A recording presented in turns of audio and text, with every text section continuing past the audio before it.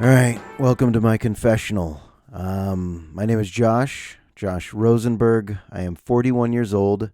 I have no tattoos and no piercings, but I used to have a piercing. That's right. I had a piercing in my cartilage of my left ear, and that's the upper part of the ear, okay? And I wanted to look cool for the Marin Catholic girls. I thought maybe, just maybe, they'd be into this cool Jewish fella from across the train tracks. Oh, he's not from around here, they would say. Who's that? The Marin Catholic girls would say. Who's that with the pierced cartilage? What's his name? Oh, that's Rosenberg. I hear he's single. Well, did you see the cubic zirconia? Bling, bling. Straight out of the upper ear, caught my attention. I wanted to look cool. Folks, it was 1999. I was 17 years old, and I knew it's not just the frosted tips and the baggy cargo pants. It's not just the lugs boots and the tribal henna tattoos that would bring the ladies into my direction, but I needed to make a statement, so I went to Claire's Boutique. Claire's Boutique at the Northgate Mall. This story is 24 years old, and I got in line with all the other 6th grade girls, and I winced as they put that pen up to my ear. Plip! That's the sound of the piercing. Ow, it actually did hurt. I felt my head get hot. Then they gave me some solution and said, yeah, dab it a couple times a day. Dab it with the solution. I couldn't sleep on that side of my head for, I don't know, 5 years? That shit got infected in a hurry. The bubble infection. What's coming out of there? What's behind the fake diamond? Is that pus? Oh, yeah. It's pus, ladies. Come get a little closer.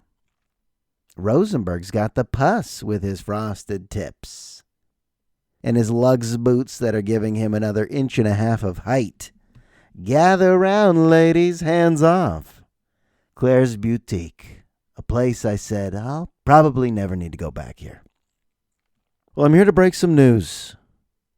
As every mall in America goes dormant and will soon be extinct as we've all become addicted to online shopping and there's really no reason to go hang out at the mall, it ain't the 80s anymore, folks. Malls are ghost towns, as you know. Yet, Claire's is still there.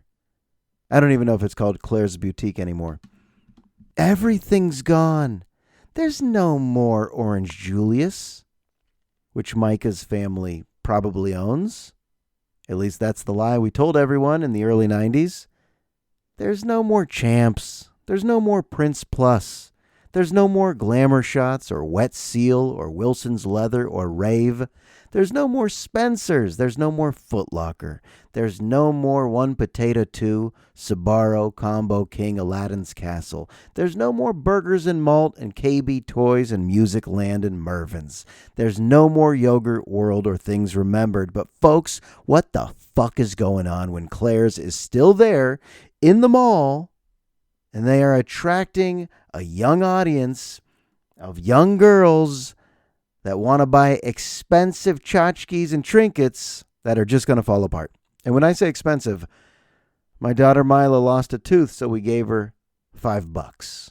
She took the money and she said, what do I do with it? Yeah, cash to a little kid is like nothing. It's paper. So we explained that's what you would use if you go buy something. And she said, yeah, I want to go to Claire's. We're like, what you know about Claire's? Well, she's had her eye on a few things at Claire's her whole life, she told us. And she wanted to take that $5 bill, that crisp 5, into Claire's. And my wife was working and I was off, so I picked her up from gymnastics camp. Hey, how was camp? And this is the age where they don't really remember anything. They just go, fine. And I go, what'd you do? And you don't get an answer. It's like kindergarten.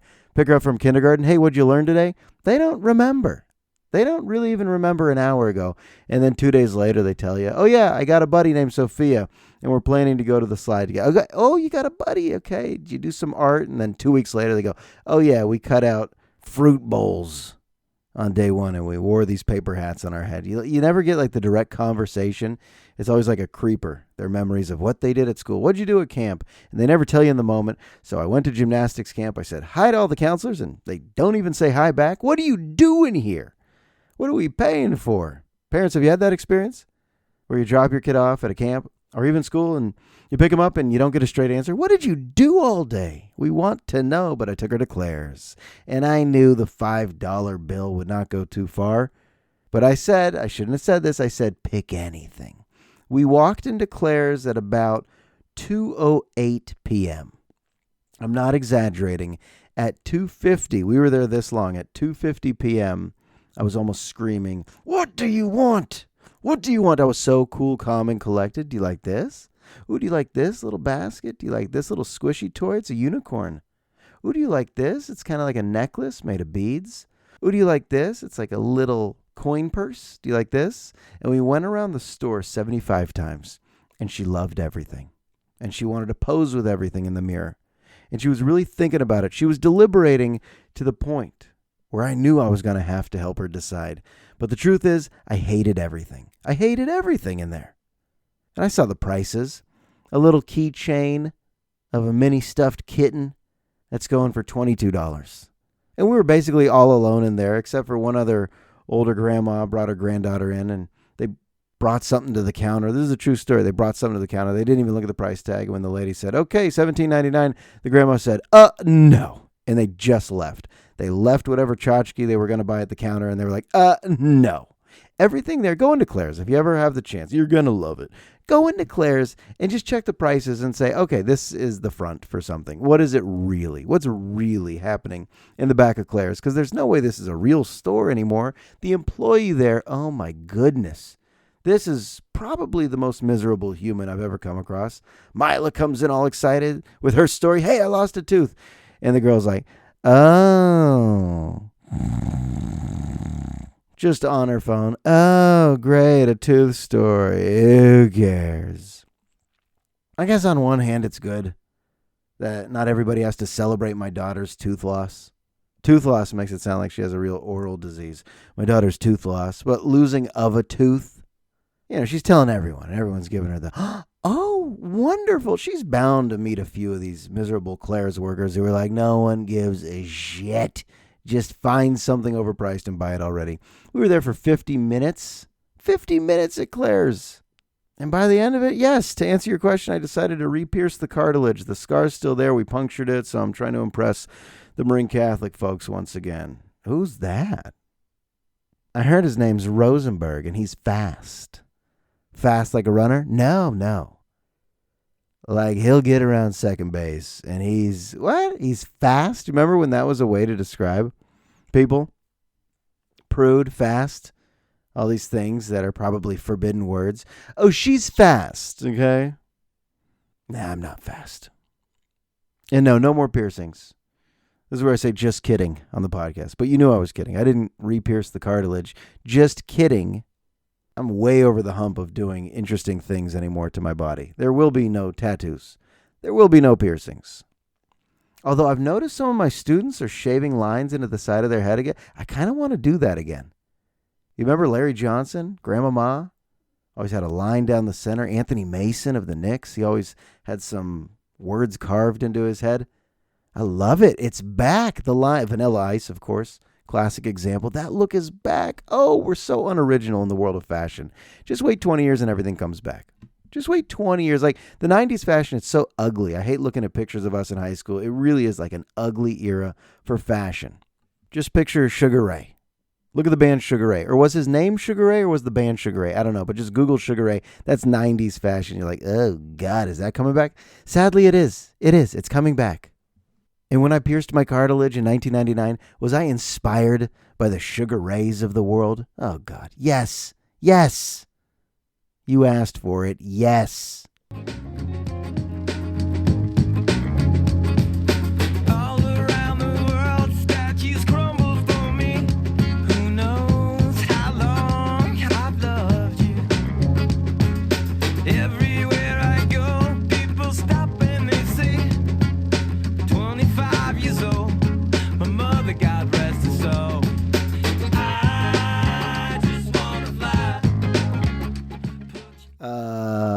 Did that sound good again?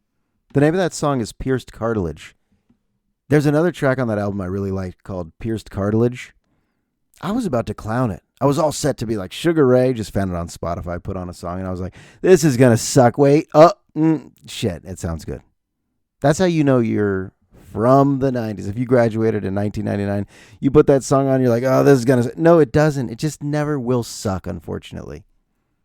So give yourself that Limp Bizkit, okay? Give yourself that daily dose of Incubus. That weird era of music with spiky-haired white guys bouncing around the stage in big pants. And puka shell necklaces, and he's going to say pierced cartilage. Isn't he going to say pierced cartilage? No. What other shoes were in besides lugs, boots, Timberland boots, Adidas shell toes, Cortez? I don't know. How gross is it to have a corn on your foot? I think it's gross because it's called a corn on your foot. Like, I was running, I was like, something's on my shoe. Something's in my sock. It just felt like, a little ball, a little something was in there. And I took off my shoe and I took off my sock and go, oh no, it's me. Something callous? What is this? Is it a bunion? And I even asked my wife, do I have a bunion? These are the grossest words in the world of podiatry. Is that scientifically what they're called? Bunions and corns? Ugh. And if you Google images and you just look at bunions and corns, you're like, I am going to barf all over my phone. It's not a bunion, though. When I asked my wife, do I have a bunion? She's like, yeah, that could start looking like a bone, like added growth to your foot. That's not what it is. It's not that, okay? Before you start clowning me, it's kind of like a little corn. It's a little corn. And I emailed Kaiser. I was like, folks, I hope you're sitting down for this. Dear doctors, everyone. It's a mass email to all the doctors at Kaiser Santa Fe. Your boy has a corn. What can we do? And the guy that wrote back, he was answering emails for my usual doctor, my primary, who's always gone. She takes a lot of vacations. You email my primary doctor, it's like, she'll be back in 5 days. But this guy has to email because I guess that's the contractual agreement, is that someone has to get back to you in case of a corn emergency. And he wrote, Dear Mr. Rosenberg, I'm sorry. He actually wrote this. I'm sorry to hear about your corn. You can get salicylic acid pads over the counter. Best wishes. Dr. Who's Nuts. And I was like, Who's Nuts? HOOOOZNUTZ. Interesting, Dr. Who's Nuts. His nuts, apparently. He is nuts. Or am I nuts for emailing Kaiser about the corn? So, yeah, they're going to get real sick of me. All right? It's not just the constipation anymore. Are you with me, prunes? But we're talking about corns. And it's not bunions, so don't be grossed out. Look at you. You have a bunion. If anyone has a bunion, not me. That was one big, long, humble brag about how I go on runs. All right? If you want to know the point, what's the point of talking? Yeah, I go on runs. I'm trying to get out there. I'm trying to see this world. My wife and I get antsy if we're indoors too. I don't know when this started. We used to lounge. My goodness. I remember in college, I could literally, I don't like using the word literally. I don't want to overly use the word literally. But I think if a college football game on a Saturday started at like 9, 10 a.m., I'm pretty sure I could stay on the couch until the evening games, and even the Hawaii game, which starts very late, and like not even leave. Just order the food in and not leave. Nowadays, I could barely stay indoors for 20 minutes. So I like to go on these runs, and even when I'm back indoors, there's nothing to watch. We pay for everything. We've got Apple TV now. We've got Netflix. We've got Hulu. We've got HBO Max. I still find myself going, there's nothing. I'll still just go to YouTube and watch Elvis perform in Hawaii. Hey, 2 Hawaii references in the same rant. But Elvis's concert in Hawaii, when he's doing My Way and he's doing all the karate and that white suit with all the rhinestones, and his band is so good. And he was great. Oh, really? What an innovative comment. And he was great. But he really was. The man could sing. Don't you like this? I got to convince you that Elvis was great all of a sudden. Like you were going to debate me on that. But no, I will. I'm done with anything. I'll watch Elvis perform on YouTube. Oh, God, how old am I? And then I go to bed with my Rickey Henderson book, which I've been reading. I feel like I've been reading that for 7 years, and I'm only 48% through. How do I know the percentage? Because I read on Kindle, folks. And I don't know what page number I'm on, but it's 450 pages. And who is this book for? Is it just for me? This guy, Howard Bryant, is a brilliant writer. If you're a Rickey Henderson fan, which I am, my best sports memory ever, my greatest sports memory in person is watching him steal third base against the Yankees to break Lou Brock's record. The day before, he tied it against the California Angels, and I was there for all of it. And those are my best sports memories. When the whole stadium in Oakland, the whole Oakland Alameda Coliseum is watching the base runner. No one's watching the batter. We're all just watching Rickey. It was so electric to feel that, to feel history, baseball history in the making. A record is about to be shattered, and then when he lifts the base, I've never heard a crowd react with that much noise. In all the sporting events I've ever been to, I've never heard a crowd erupt like that, and it's for a stolen base. And everything about Rickey is being captured in this book by Howard Bryant. And it's such a long book because he's just going to drop stories about it. It was 1986 and Rickey is going 2 for 4 against the Brewers the next day, hurts his knee. And I'm like, this is thrilling. Why is this so thrilling to me? To read about everything from his high school days in Oakland when he was a star football player and clearly didn't have the grades to go to college for football. He could have probably played in the NFL. They say he was like, a gifted football player, even way more than baseball. But baseball, it came easy to him. So drafted by the A's, should have been drafted higher. I'm only 48% through, but the stories of Rickey going through the minors and how he was, because everyone loves a Rickey Henderson story. If you're a baseball fan, everyone loves a Rickey Henderson story. But this book dissects the stories, analyzes those stories, and it's like 10 to 12 pages per story. And he's got sources interviewing all of Rickey's teammates and coaches and friends and family throughout the years. And it's just a masterpiece. But then I'm thinking, who's reading this? Like, this is so inside baseball. The deepest inside baseball account of a player I've ever read. And I've read some baseball books, pal. And I go to the bedroom at about 9 p.m. as my wife is watching old episodes of Sex and the City. What have we become? What have we become? I'm just in bed. We got AC in the bedroom now, folks. Okay, so picture this. Throw off my shirt, cuddle up with Rickey book on Kindle. Wife's out there crocheting another stuffy for the kids and watching Carrie and the girls having sex in the city. Is that what the show is? They're all just having sex all over the city. And it's being narrated by Carrie, who is, don't tell me, Sarah Jessica Parker, who's married to, Matthew Broderick, who was in, you thought I was going to say The Cable Guy, but I'm saying Ferris Bueller. Or you thought I was going to say Ferris Bueller, but I should have said The Cable Guy. And can you name another Matthew Broderick movie? You can't. Cable Guy, Ferris Bueller, name another. He's so famous, but none of us can name another movie. Isn't that weird? There's some actors out there where you're like, he's so famous, she's so famous. I can't name one. I can't name one. Nick Nolte, go. Harvey Keitel, go. Right now. Harvey Keitel. Out loud. Christian Slater. Just say a movie he's been. You've seen him, right? Gwyneth Paltrow. Name a Gwyneth Paltrow movie. You can't do it. At least you can't right now. You're like, hold on. Let me think. Oh, God. What the hell? Oh, yeah, Rickey. I don't know. Oh, the point is there's so much Oakland history in this book. That's what I wanted to learn. That's how I learn. I realize I don't want to just Google the history of Oakland, but I learn it through the lens of a baseball star. And Howard Bryant, I emailed him. He's not on Twitter anymore. I love this book so much I emailed him. He didn't reply. But just to tell him I love everything about this book. Talking about the Great Migration, talking about redlining, talking about the racism, talking about the segregation. I mean, Oakland as a city, which I've talked about, it was a mystery to me. How did it become this? I mean, it is such a slum in certain areas, and it's nice in certain areas, but how did this happen? To know the history of Oakland is important. This is stuff I want to convey to my students. I mean, we should know this. How did society start to look like this? No one would ever design a town to look like this. So what's the human impact? What's the flawed human imprint? And we've ruined certain areas that could have been wonderful. Could have been wonderful for all, with liberty and justice for all. Amen. Amen. Drop the mic. Are we done yet? Of course we're not done yet, because I'm only 48% through. I just got to where he's done with the Yankees and he comes back to the A's. And Sandy Alderson is the GM, getting a lot of credit for bringing Rickey back to the 89 A's. And everyone who questioned him, see, I didn't realize this. When you're a kid, you just watch the athlete. You don't know any of the backstory. And I actually miss those days. I don't like how much we know about our athletes. I don't like that athletes tweet at you. I don't like that they all have reality TV show access into their lives, from podcasts to their wives having podcasts to they've taken over their own media, which is noble. It's very respectable. They're like, why do I need the reporters and newspapers? I'll just report to you myself. You follow me?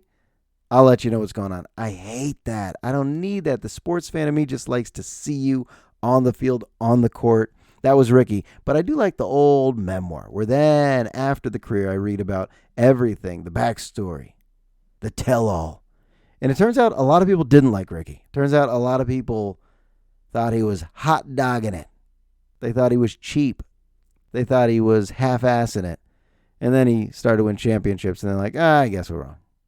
I could also make the case, I'm going to say this right now, it just became Sports Talk Radio. We'll take your calls after the break, but I think he's the greatest baseball player of all time. If you actually break down every category of baseball, there's not a better all-around baseball player in the history of the game. Didn't have any weaknesses.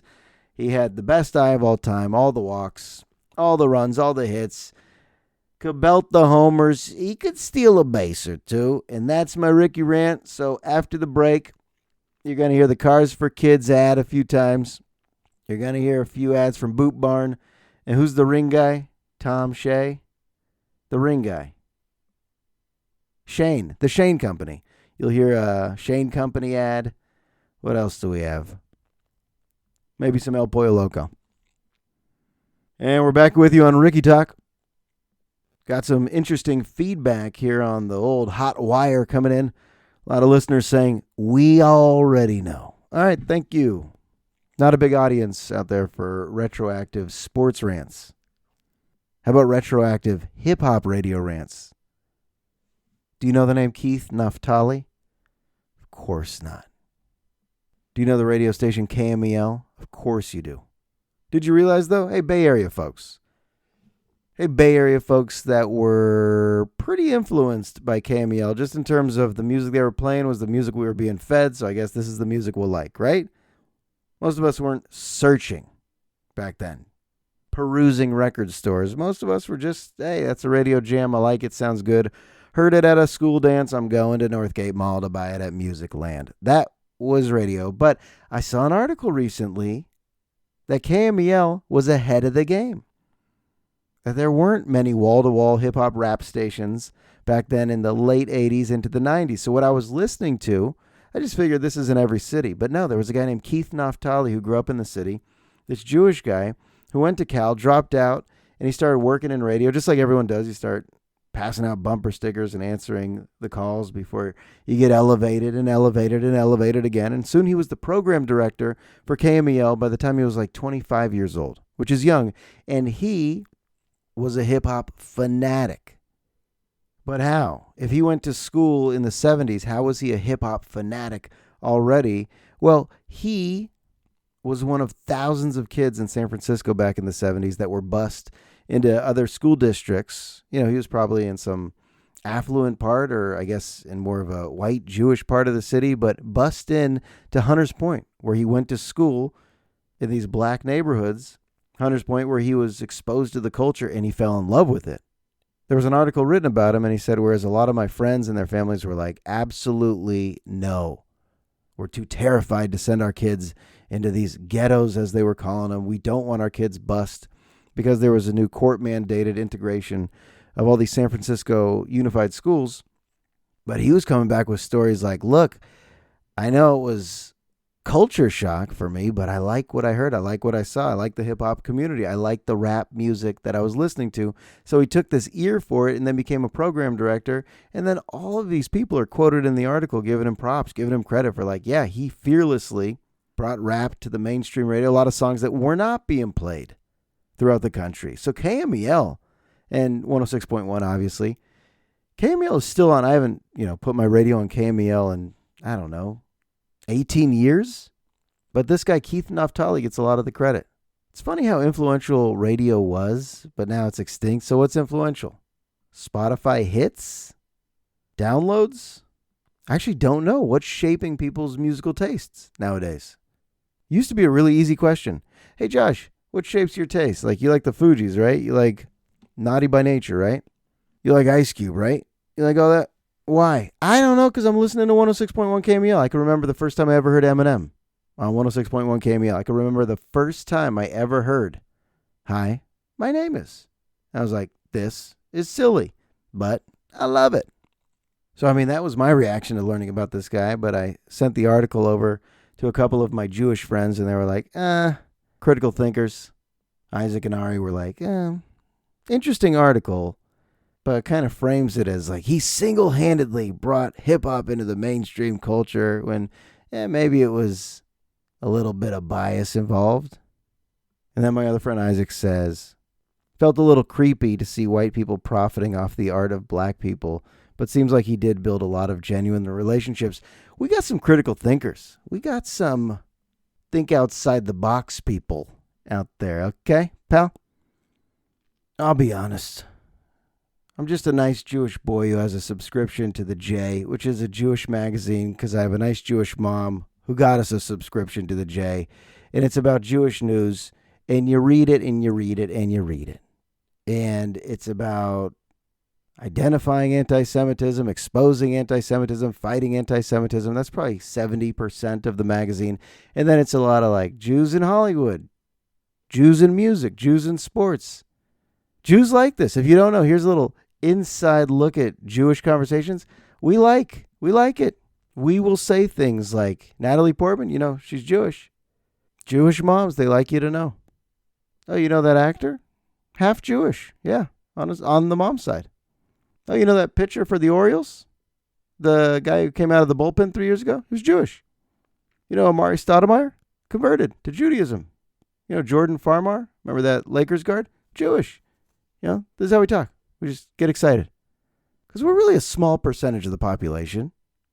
But would you think we were bigger? Would you think because of all the Adam Sandler movies on Netflix? There's a new one about his daughters are in it. His daughters are the stars of it, and it's just called You're Not Invited to My Bat Mitzvah. Are we acting like everyone would understand this plot? Adam Sandler's kind of fearless. He's just, doing make-believe, pretend, costume play with his family. My wife, she'll be that. My girls will be that. Let's produce it, write a script in 2 nights, and we'll get it on Netflix. Is he that powerful? I think he is. We Googled his age. He's 56. He's such an old curmudgeon now. Like, in all of his movies, he just seems like angry, over it. But still, doesn't he seem like old and just tired now, but so powerful that he could just churn out these movies and they're on Netflix? There's a big insult. You've heard it. I'll just say it, that Jews own Hollywood. And Jews go, that's not fair. How dare you? But there are a lot of Jews working in Hollywood. It's one of those things where you're like, offended. You're not supposed to say that. But then you go, well, yeah, if you watch the closing credits to a lot of movies and shows, you see a lot of Bergs and Witzes and Steens. And you go, okay, I get it. There's a lot of Jews who work in Hollywood. But hey, you can't say that. Don't say that. But I've noticed there has to be a lot of Jewish writers because in a lot of the shows I'm watching, there's like bar mitzvah scenes and they're using like Jewish words. And I'm like, how is it that there's only what are we, less than 2% of the population? There's so much Jewish shtick in movies and shows nowadays. There's so many Jewish characters. It's like, is everyone getting it? I'm getting it. I feel like I'm the demographic for a lot of this. But in so many movies, you have so many Jewish characters, and it's not exactly representative of the stats. But writers write what they know, and they write it into mainstream movies and shows, and hey, that's us. It seems like a lot of people tiptoe around these topics, that certain cultures, certain ethnicities, certain nationalities, they go into certain career fields, but we're not allowed to talk about it. Is that a delicate topic? Sure it is. People will be outraged. How dare you pigeonhole a whole group of people and say they're good at that, or they go into that field. But then there's also a part of us that don't say it out loud, but we're like, yeah, but you see it. Yeah, you see it. I remember just talking about sports, talking about track and field. I was doing a radio show the day after like the 100 meters final, and Michael Johnson was interviewed, the great sprinter Michael Johnson. And I think he was even saying, look, you're never going to see another white sprinter in America. And he was basically saying that black sprinters in track were genetically superior. And he was even talking about the science that he learned about with the quick twitch muscle fiber. And Michael Johnson's comments in this interview, they made people uncomfortable. They made a lot of people uncomfortable. Even if a lot of people saw what he saw and would kind of agree deep down, they didn't want to outwardly just agree with Michael Johnson saying this. It was during the Olympics, and I remember thinking on my radio show, like, you open up it, topic to callers, and you're like, where's this going to go? What direction is this going to go in? And I think there was a segment of the population that was kind of relieved that he was saying it. Like, if you watch an NBA game nowadays, it's obvious, right? Like, the African-American community dominates the NBA. But it's not something people feel comfortable discussing or even talking about a lot. Because you don't want to get into genetic superiority of any kind. That just makes people feel really uncomfortable. Because maybe it is a myth. Maybe there's conflicting science on all these. You know, you could go according to this study, according to this website, according to this website. So I don't want to declare anything like I know anything, but we all see what we see. We all see what we see. We can't deny what we see with our eyes when we watch Hollywood, when we watch sports, but we're not supposed to just declare it like we're experts on any topic. And that's kind of safe as well. I guess I'll keep it safe. Yeah, we all see what we see, but no declarations coming from me. I think I'll end with a rhyme. We all see what we see, but no concrete declarations coming from me. Keeping it safe on episode 218. Appreciate you listening. Appreciate the ratings, reviews. I'm going to get back into bed with my friend Rickey, written by Howard Bryant. I don't even think I recommend it. It's not one of those books where I'm like, and you got to read Rickey. No, it's only for me. This book was just written for me. So I'm going to jump back into that. Appreciate you listening. That's episode 218. It's all in the books. I'll talk to you soon.